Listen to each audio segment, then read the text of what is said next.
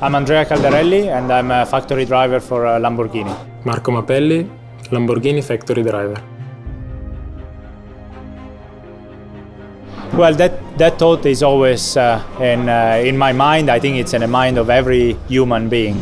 I think that thought is something that drives us athletes and sport people always to the limit, to push ourselves to the limit, because if there is not that thought in your mind, you will not push yourself actually to succeed.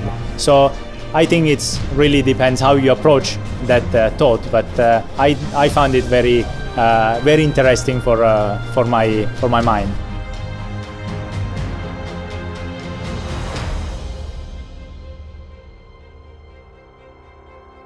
I was smiling honestly under the helmet because fighting with Andrea was a bit strange, but I know I can rely on him even if we close each other and we fight each other a lot for more than 1 hour during the stint.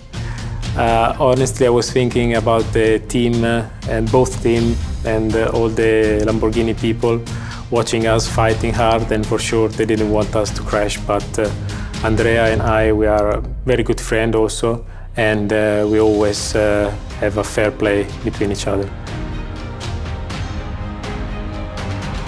There is a nice image of the race that I will never forget, which is the arrival on the podium finish, on the podium area, with all the Lamborghini people around the car. Me and Andrea, we were hugging each other, and it was a mix between feeling angry because of the second place and happy because of the second place, because when you finish on the podium for a 24 hours is always a good result.